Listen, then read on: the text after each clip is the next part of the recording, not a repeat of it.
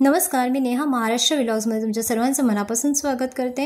आता गणपतीचा सीझन सुरू झालेला आहे, महालक्ष्मींचा सीझन सुरू झाला आहे। तर महालक्ष्मींसाठी आज मी हा प्रसाद बनवणार आहे। घरच्या घरीच आपल्याला याचा फराळ मी वापरणार आहे महालक्ष्मींसाठी।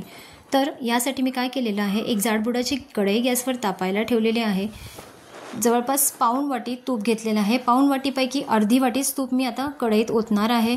1.5 वाटी नॉर्मल बेसनचं जे पीठ असतं आपलं घरगुती, जे आपण भज्यांना वापरतो, ते पीठ मी इथे वापरलेलं आहे। जर तुम्हाला डाळीचा, चणा डाळीचा बारीक रवा बाहेरून काढून आणायचा असेल चक्कीतून, तर तसा तुम्ही केला तरीही चालेल। पण आता हे रवेदार लाडू घरातल्याच बेसन पिठाने कसे होतील ते मी तुम्हाला इथे दाखवत आहे। तर आता आपल्या बेसन पिठाचं टेक्स्चर तुम्ही स्टार्टिंगला बघू शकता। आपण जेव्हा हलवतोय ना, 10 मिनिटांनी टेक्स्चर असं झालेलं आहे त्याचं। तर आता आपल्याला काय करायचं आहे, जो आपण उपम्यासाठी जो रवा वापरतो, जाड रवा, तो जाड रवा मिक्सरला थोडासा फिरवून घ्यायचा आहे। तर अर्धी वाटी रवा मी इथे वापरलेला आहे आणि तो अशा प्रकारे बारीक मिक्सरला करून आता आपल्याला या मिश्रणात ओतायचं आहे। थोडंसं तूप आपण ॲड करणार आहोत आणि आता रवा आणि बेसन हे व्यवस्थितरित्या आपण चांगलं खरपूस होईपर्यंत भाजून घ्यायचं आहे। जसं तुम्हाला हवं त्याप्रमाणे इथे तूप तुम्ही हलवता टाकू शकता। तर आता तुम्ही बघू शकता, आता माझं बेसन जे आहे व्यवस्थित लाडूसाठीचं ते थोडं तयार व्हायला सुरुवात झालेली आहे। त्याचा कलरसुद्धा चेंज झालेला आहे। आता आपण हे नॉर्मल बेसन पिठाचेच लाडू बनवणार आहोत, पण त्याचं रवा टाकल्यामुळे त्याचं टेक्स्चर रवेदार झालेलं आहे।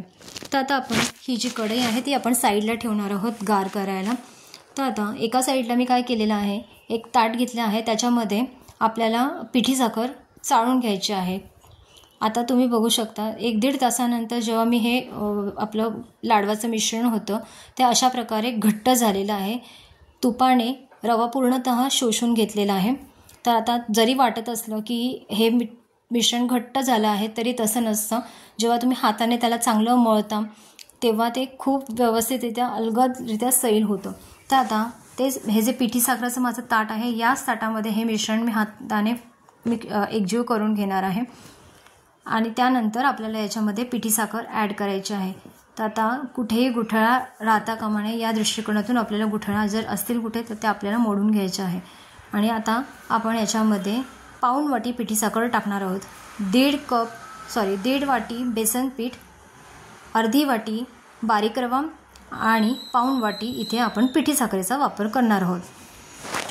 तुम्हाला जर अजून गोड हवे असेल किंवा कमी गोड हवे असेल तर त्याप्रमाणे तुम्ही पिठी साखरेचा वापर कमी जास्त करू शकता। पण ह्या प्रमाणात जर तुम्ही लाडू केले तर व्यवस्थितरित्या गोडीला होतात हे लाडू आणि खूप छान पण होतात चवीला। तर सर्वात शेवटी मी वेलची पावडर टाकून घेतले आहे। जायफळ किसून तुम्ही घेतलं तरीही चालेल, ते अगदी ऑप्शनल आहे।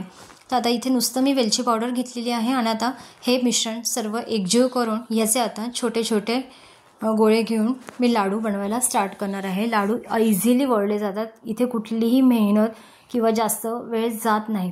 जरी तुम्हाला असं दिसत असलं की तुपाचा प्रमाण याच्यात जास्त झाला आहे किंवा तूप दिसत असलं लाडूला, तरी जसजसा आपला वेळ जातो, जसे आपण हे थोडेसे हलके वाळायला ठेवतो ना हे लाडू, तर ते तूप जे आहे ते रवा आणि बेसन अगदी शोषून घेतं। तर नंतर आपले हे लाडू थोडे मोकळे होतात।